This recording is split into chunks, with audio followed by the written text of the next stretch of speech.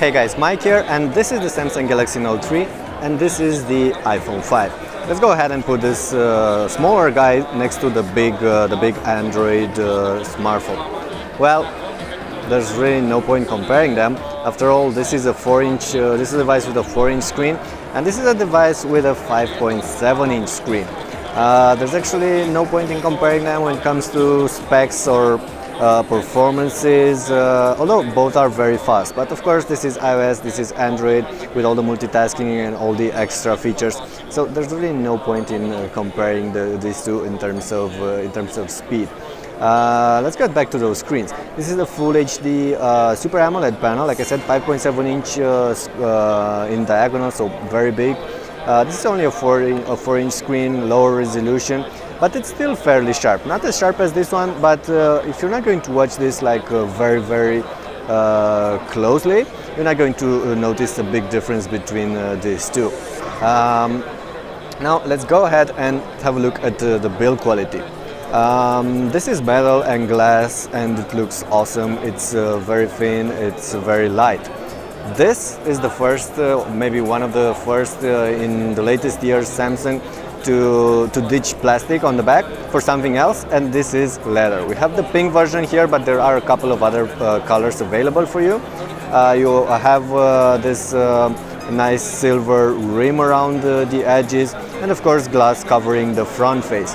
But the leather is definitely a step forward, and it's going to be quite appreciated because it's not going to scratch as easy and looks a lot better with these fine stitches and all these nice details.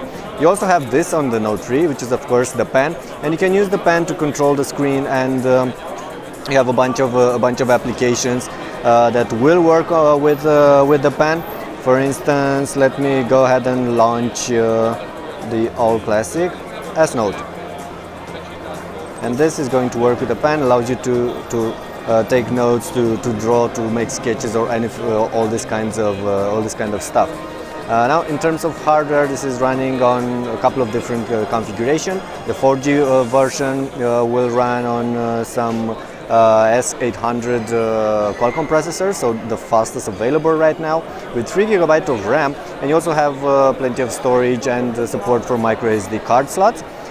This one runs on a dual-core processor, is really not as impressive, so it can't really compete in benchmarks and stuff like this. But like I said, when it comes to opening basic stuff, for instance like this, you can see that both these devices are very fast. And then there are the cameras. You have an 8-megapixel camera on the iPhone and a 13-megapixel camera on the Samsung.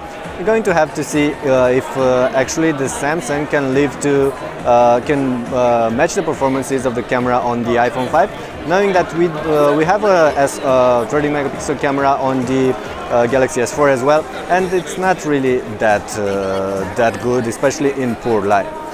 So at the end of the day, this is a small phone. This is a phone for, I don't know, the average person. It's easy to use, it's light, and it's quite, I don't know, something pretty much everyone could enjoy, from grown-ups to kids to from men to women, anybody. While this one is like a niche product. You have to get used to the big size and the weight. It weighs about 170 grams. It's a little bit more difficult to grab and almost impossible to use with a single hand.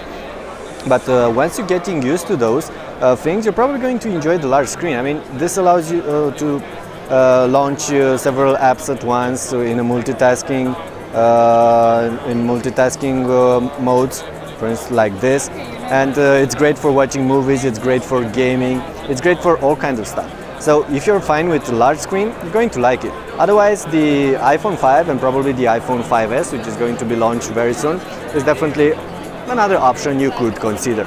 Okay, that's it for now. That was a quick look at the Samsung Galaxy Note 3 and the Apple iPhone 5. More details will be available on our channel in the next couple of weeks, so stay tuned. Thanks.